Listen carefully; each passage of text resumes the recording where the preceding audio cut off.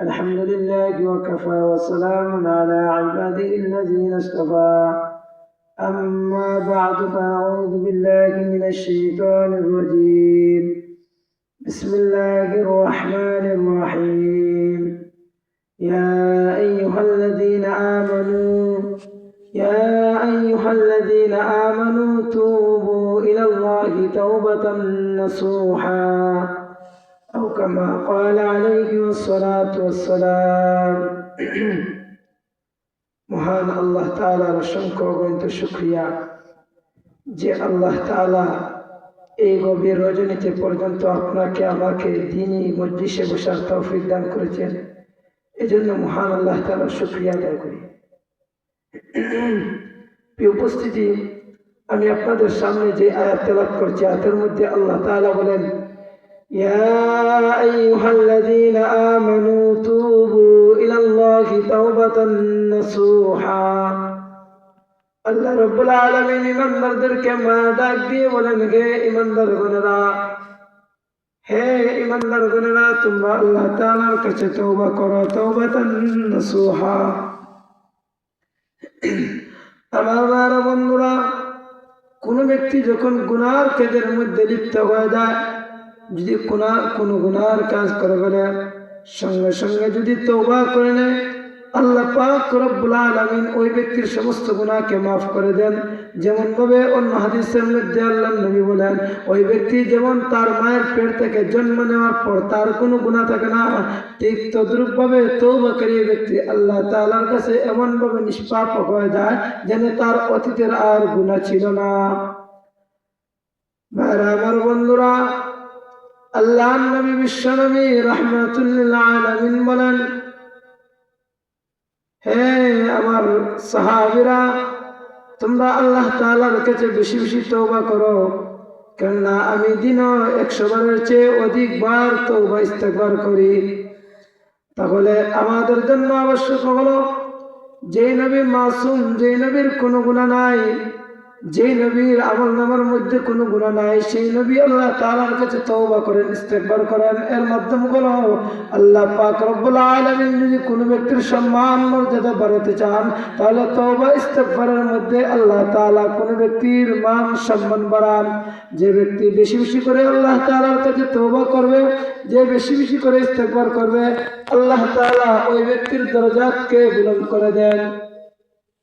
উপস্থিতি ভাইরা আমার, আল্লাহ পাক রব্বুল আলামিন আপনাকে আমাকে এই পৃথিবীতে প্রেরণ করেছেন তার ইবাদত বندگی করার জন্য। আল্লাহ তাআলা অন্য আয়াতের মধ্যে বলেন, আমি মানুষ এবং জিনকে সৃষ্টি করেছি আমার ইবাদতের জন্য। আল্লাহ তাআলা অপরদিকে বলেন, হে মানুষরা, তোমরা কি ধারণা করো যে আমি আল্লাহ পাক রব্বুল আলামিন তোমাদেরকে অনর্থকভাবে সৃষ্টি করেছি? আল্লাহ তাআলা আপনাকে আমাকে অনর্থকভাবে সৃষ্টি করেন না। আল্লাহ তাআলা নিশ্চয় এক উদ্দেশ্য নিয়ে আপনাকে আমাকে সৃষ্টি করেছেন। তার উদ্দেশ্য হলো আমরা যেন মহান মালিকের ইবাদত করি। মুসলমানরা আমার, আমরা যখন মহান মালিকের ইবাদত করতে গিয়ে মালিকের অসংখ্য নিয়ামত পাওয়ার পর আমরা অনেক সময় মালিকের নিয়ামত ভোগ করার পর আমরা গুনার কাজের মধ্যে লিপ্ত হয়ে যাই। এজন্য আল্লাহ পাক রব্বুল আলামিন বলেন, ও আমার গোলাম, ও আমার বান্দা, যতই গুনাহ করো না কেন, তারপর আমি মওলার দরবার তোমার জন্য খোলা। ও আমার গোলাম, তুমি আমার রহমত থেকে নিরাশ হইও না। আল্লাহ ডাকতে বলেন, ও ইমানদার বলেরা, তোমরা আল্লাহর কাছে তওবা করো, কারণ এই তওবা হলো মানুষের সম্মান মর্যাদা বৃদ্ধি করে দেয়। আমার বন্ধুরা, আমার লক্ষ্য করে দেখুন, আল্লাহ নবী বিশ্বনবীর সাহাবী সালাবাতুল আনসারী রাদিয়াল্লাহু তাআলা আনহা, সালাবাতুল আনসারী রাদিয়াল্লাহু তাআলা আনহু, উনার মধ্যে একটি গুনাহ হয়ে গিয়েছিল। যে গুনাহর কারণে এই সালাবাতুল আনসারী রাদিয়াল্লাহু তাআলা আনহু জঙ্গলের মধ্যে গিয়ে এমন ভাবে কান্না শুরু করেছেন, শেষ পর্যন্ত আল্লাহ পাক রব্বুল আলামিন ওহির মধ্যে জানালেন, ওগো নবীজি, আমার সাহাবা আপনার কাছে এসেছিল, আপনি তাকে বিতাড়িত করে দিয়েছেন। সাহাবায়ে কেরামদের কাছে গিয়েছিল, আবু বকর বিতাড়িত করে দিলেন, ওমর বিতাড়িত করে দিলেন, এমনকি আলী রাদিয়াল্লাহু তাআলা আনহু বিতাড়িত করে দিলেন। ওগো নবীজি শুনো, আমি আমার সাহাবাকে মাফের ঘোষণা করে দিলাম, আমার সাহাবার মুনাজাতকে আমি আল্লাহ তাআলা কবুল করে নিলাম। আমার বাবা, যদি কোনো ব্যক্তি গুনাহ করে ফেলে, কোনো ব্যক্তি যদি অন্যায় করে ফেলে, কোনো ব্যক্তি যদি মালিকের নাফরমানি করে, মালিক বলে বান্দা রহমত থেকে নিরাশ হয় না, তোমার জন্য মনিবের দরজা 24টা ঘন্টা খোলা। আমার আল্লাহ পাক রব্বুল আলামিন 100 ভাগের মধ্যে 99 ভাগ মায়া ওনার কাছে, আর 1 ভাগ মায়া तमाम পৃথিবীর মখলুকের মধ্যে দিয়েছেন। তারপর দেখা যায় মানুষের মধ্যে সামান্য মায়া হওয়ার কারণে মানুষের প্রতি কি রকম মায়া থাকে।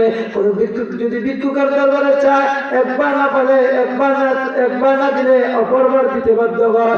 আবার আল্লাহ পাক রব্বুল আলামিন 99 ভাগ মায়া নিয়ে বান্দা যখন মওলার কুদরত ও রহমত নিয়ে মালিকের কাছে কান্না করে, আবার মওলার ঘোষণা, মওলা বান্দাকে মাফ করতে দেরি করেন না। আমার বন্ধুরা, আমার আল্লাহ নবী বিশ্ব নবী রাহমাতুল লিল আলামিন এই পৃথিবীতে এসেছেন মানুষকে কোরআন হাদিস শিক্ষা দেওয়ার জন্য। মানুষকে কোরআন হাদিস শিক্ষা দিয়ে মহান মালিকের ইবাদত বندگی কিভাবে করতে হয় এই শিক্ষা দেওয়ার জন্য। কারণ যুগে যুগে আল্লাহ পাক অসংখ্য রাসূলকে প্রেরণ করেছেন। কারণ মানুষ কিছুদিন যাওয়ার পর আবার গুমরাহির দিকে চলে যায়, মানুষ কিছুদিন যাওয়ার পর আবার গুমরাহির দিকে চলে যায়।